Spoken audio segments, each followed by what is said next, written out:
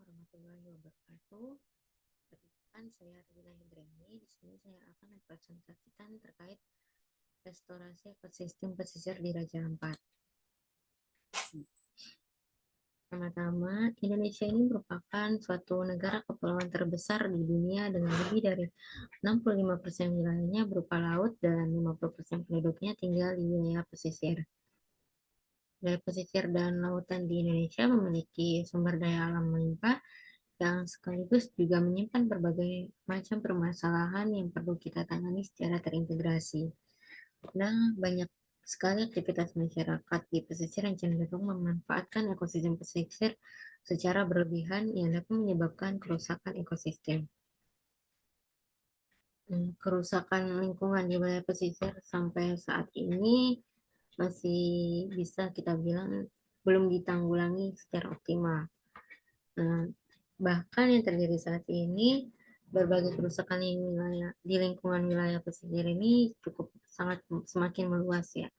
Penyebab kerusakan lingkungan di wilayah pesisir tersebut lebih didominasi oleh penebangan mangrove pada ekosistem pesisir yang biasa dijadikan sebagai perluasan daerah pemukiman untuk kayu bakar dan lain sebagainya.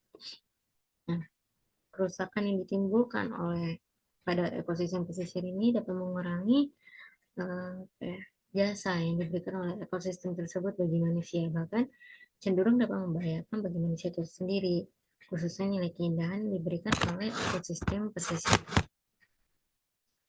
Nah, keberadaan ekosistem pesisir ini memiliki peranan yang sangat penting dalam keberlangsungan kehidupan masyarakat pesisir di Raja Ampat. Namun demikian, dengan keberadaan kehidupan masyarakat namun demikian, dengan keberadaan ekosistem pesisir memiliki banyak ancaman yang dapat menurunkan kondisi hingga luasnya, sehingga mau tidak mau keberadaan ekosistem pesisir ini harus kita jaga, harus kita kelola secara lestari untuk keberlangsungan kehidupan masyarakat, terutama di masa depan ya. Nah, di sini ada pun pengertian dari ekosistem pesisir ini merupakan suatu daerah peralihan antara ekosistem darat dan ekosistem laut, yang mana organisme penghuni ekosistem darat dan laut ini berkumpul dan saling berinteraksi satu sama lain. Nah, wilayah pesisir ini merupakan suatu wilayah yang unik dengan karakter yang sangat spesifik. Artinya apa? Artinya bahwa wilayah pesisir ini merupakan wilayah yang sangat dinamis dengan perubahan-perubahan biologis, perubahan kimiawi, perubahan geologi yang sangat cepat. Nah, ekosistem pesisir ini terdiri dari terumbu karang, hutan bakau atau mangrove, terus estuari, dan lamun. Ya, adapun selanjutnya permasalahan ekosistem pesisir di Raja Ampat. Ya, kegiatan pariwisata yang pertama, kegiatan pariwisata yang tidak ramah lingkungan dapat berdampak pada kerusakan dan penurunan biota laut. Termasuk yang perlu diperhatikan adalah aktivitas snorkeling dan penyelaman bagi pemula ya, bagi para pemula penyelam yang dapat merusak terumbu karang, dan juga adanya kunjungan wisata yang melebihi kapasitas, over ya, terlalu over, dan yang menyebabkan karena banyaknya wisatawan, maka otomatis populasi sampah di sekitar lokasi ekosistem pesisir tersebut juga semakin banyak.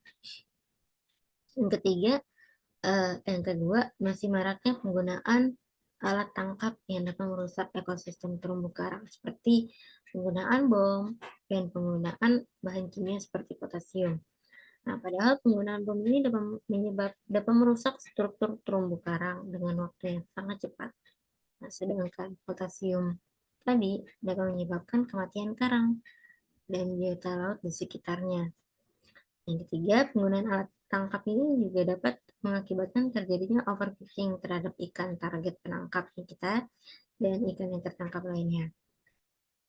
Nah, daerah sebagai target wisata yang bawah air itu umumnya mengandalkan suatu kelimpahan dan keragaman ikan dan biota lainnya. Jadi ikan yang memiliki kebiasaan schooling, kan ikan juga di schooling untuk target wisata penyelam ya, pada lokasi penyelaman. Apabila tidak ada suatu pengaturan yang maksimal, maka potensi wisata bahari tadi itu dan penyelaman di daerah Raja Ampat itu akan berkurang peminatnya. dan bahkan juga akan hilang. Selanjutnya, yang keempat, yang terakhir ada pengawasan aparat dan kesadaran warga ini perlu kita munculkan ya, khususnya untuk mengantisipasi munculnya dampak dari penangkapan jenis-jenis ikan tertentu. Contohnya seperti maraknya perdagangan sirip ikan hiu, penangkapan penyu untuk diambil dagingnya untuk dijual, atau pengambilan kulit kerang untuk dijadikan bahan kapur sirih kalau salah ya. Next, di sini saya akan ada video, bisa kita lihat.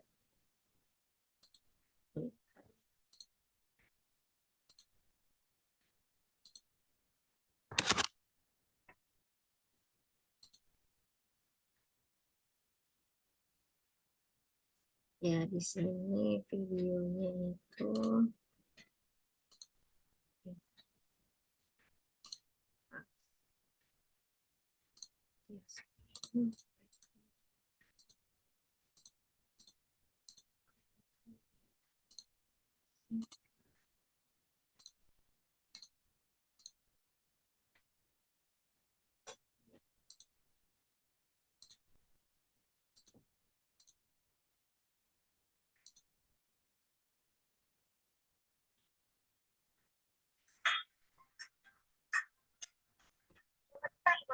bisa sekali lihat video dari satu program format CPI. Maaf.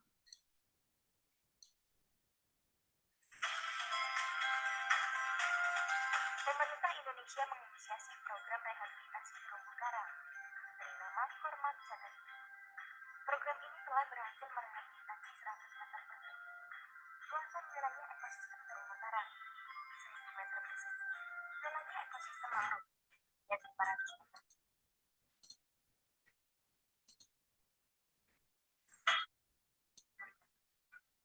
karena Format CTI bukan hanya sebagai pelestarian terumbu karang, tapi juga mengedepankan kemanusiaan yang berbasis pada kebutuhan masyarakat. Baik, saya ulang sekali lagi karena tadi kurang begitu jelas ya.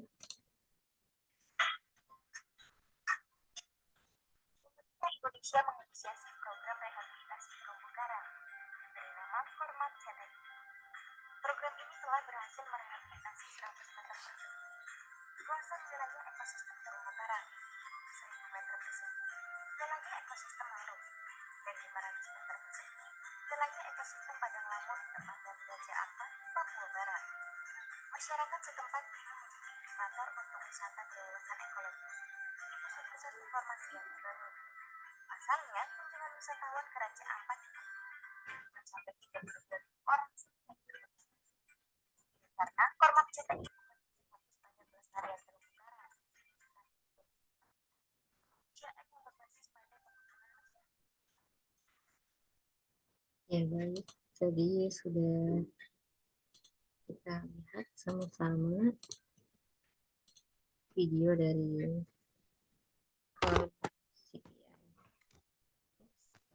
Lagi.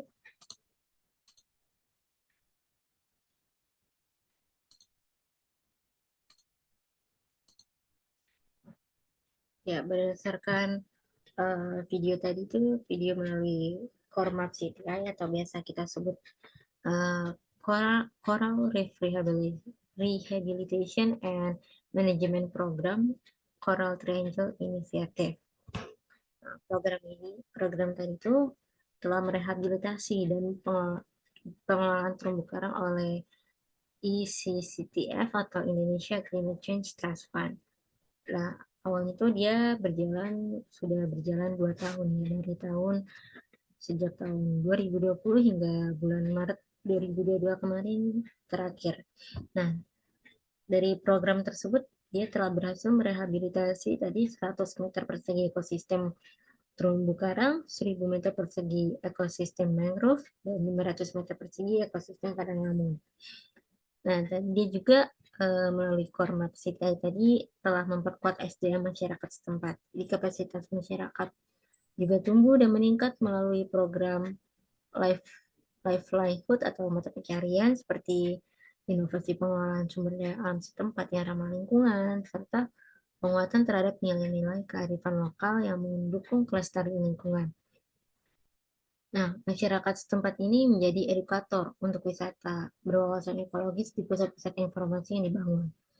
Nah, dengan membentuk kelompok masyarakat pengawas, jadi masyarakat setempat itu dan stakeholder selalu disertakan dalam proses program restorasi ekosistem pesisir ini.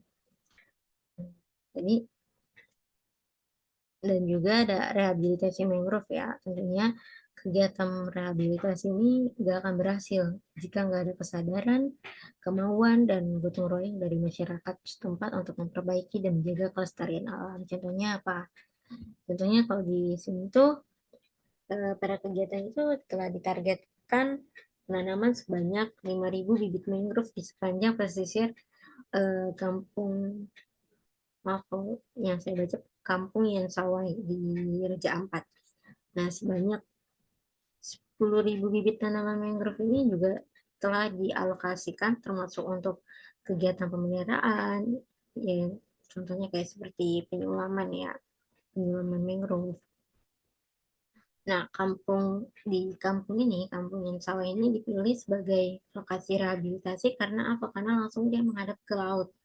Jadi kampung ini nggak memiliki vegetasi pelindung alami, tapi hanya memanfaatkan tembok sebagai pelindung dari terjangan ombak. Jadi kondisi tersebut tuh sangat rentan mengalami abrasi dan erosi. Jadi tembok-tembok pun sebagian besar telah hancur akibat terjangan gelombang yang kuat dan juga ada pernah terjadinya abrasi pantai.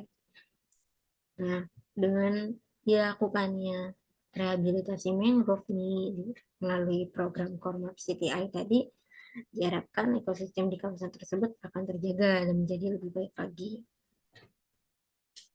Gimana sih upaya kita supaya masyarakat di kawasan konservasi itu bisa juga menikmati hasil pembangunan, terutama dari sisi ekonominya.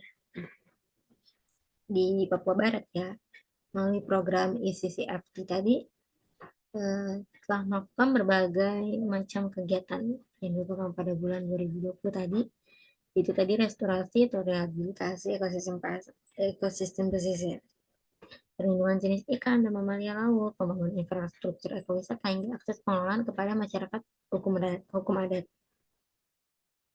Nah, selain kegiatan tersebut, ICCFT ini juga melakukan sejumlah dukungan seperti penguatan kelembagaan, dukungan peralatan penunjang, pengawasan dalam pemanfaatan laut sebagai tempat wisata sekaligus konservasi.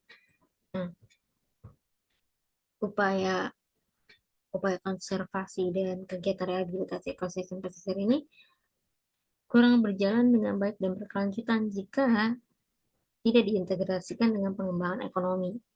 Nah, salah satunya pengembangan ekowisata yang merupakan bagian dari manfaat ekonomi yang akan dirasakan oleh para pegiat konservasi. Jadi adanya wisatawan asing yang ikut terlibat menjadi satu sinyal untuk pengembangan wisata di kampung ini. Nah, maka dari itu kegiatan rehabilitasi ekosistem pesisir ini sangat menjanjikan pengembangan ekowisata yang sesungguhnya.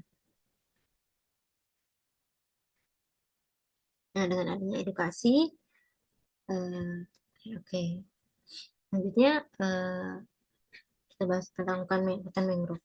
Hutan mangrove ini salah satu ekosistem terpenting di dunia ya, yang terletak di kawasan pesisir. Nah, keberadaannya ini memiliki suatu peranan penting, baik secara fisika, ekologi, sosial, ekonomi. Tapi di sisi lain, kawasan pesisir ini sangat rentan menerima dampak negatif ketika keberadaan mangrove ini hilang atau rusak. Nah, oleh karena itu, untuk menjaga kelestarian mangrove, kita perlu aksi edukasi di samping kegiatan rehabilitasi dan restorasi. Jadi kita melakukan rehabilitasi, kita melakukan restorasi, dan tidak lupa kita melakukan edukasi. Nah, edukasi ini merupakan suatu jalan strategis untuk meningkatkan pemahaman pada berbagai pihak masyarakat tentang pentingnya ekosistem hutan mangrove. Jadi, salah satunya melalui kurikulum yang kita yakini melalui pendidikan lingkungan dan materi pendidikan di sekolah. Jadi dia dapat mampu membangun karakter cinta mangrove secara terstruktur dan melekat sepanjang hidup. Ya, perlu kita ketahui lagi,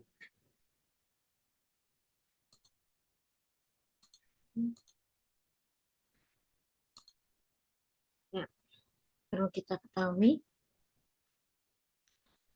ekosistem pesisir ini diyakini dapat menyerap karbon, menyimpan karbon 100 kali lebih banyak dan lebih menetap, lebih permanen dibandingkan dengan hutan di daratan. Nah, karbon yang tersimpan dalam ekosistem pesisir ini biasa kita kenal dengan namanya blue carbon karena terletak di tempat-tempat di mana daratan bertemu dengan perairan atau disebut dengan sebagai pesisir ya. Nah, ketika ekosistem pesisir terancam keberadaannya, simpanan besar emisi karbon tersebut bisa terlepas dan membentuk yang biasa kita kenal dengan namanya GRK, gas rumah kaca. Itu apa aja?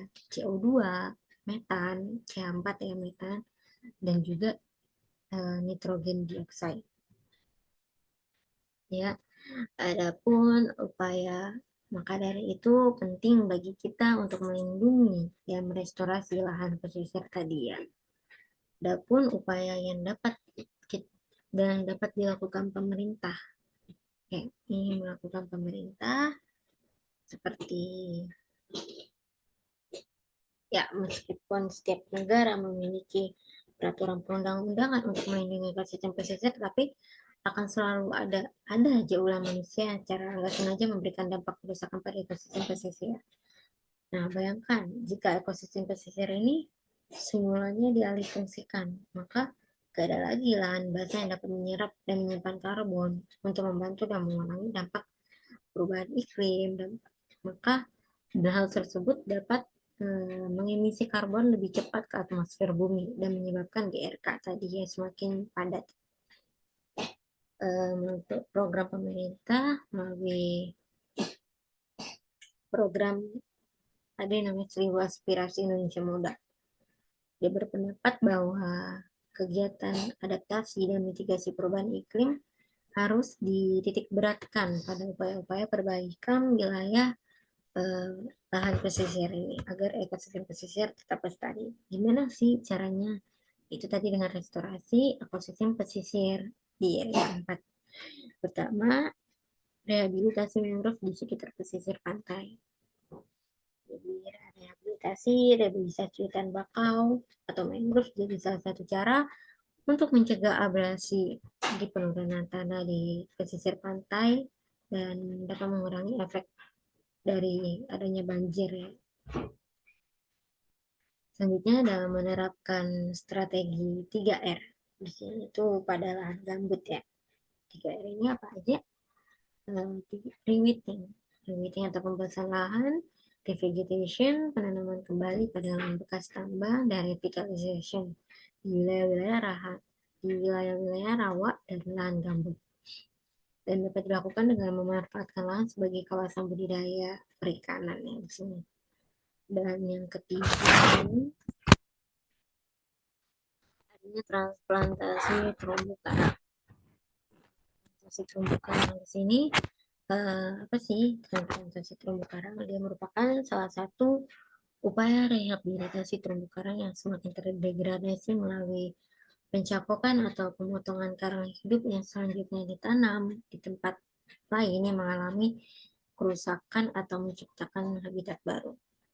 Nah, ini pada contohnya ini transplantasi terumbu karang pada bulan pertama dan ini pada sekitar 30 bulan nih baru seperti ini. Nah, secara ekologis padang lamun dan terumbu karang ini berperan sebagai daerah acuan. Apa sih daerah acuan? Yang biasanya digunakan sebagai tempat berlindung dan mencari makan oleh berbagai jenis biota di laut. Jadi dengan kita mengadakan transplantasi lamun dan terumbu karang menjadi salah satu upaya yang dapat dilakukan untuk mengatasi degradasi ekosistem pesisir. Nah, jadi alih fungsi lahan basah pesisir tadi ke penggunaan lain bisa jadi salah satu ancaman yang serius ya terhadap keberlanjutan ekosistem pesisir dan perubahan iklim.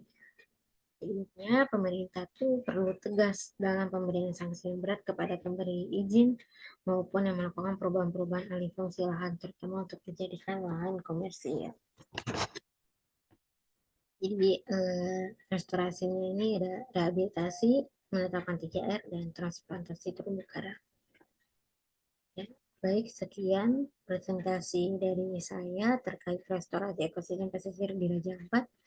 Kurang lebihnya mohon maaf. Bila taufik wal hidayah. Wassalamualaikum warahmatullahi wabarakatuh.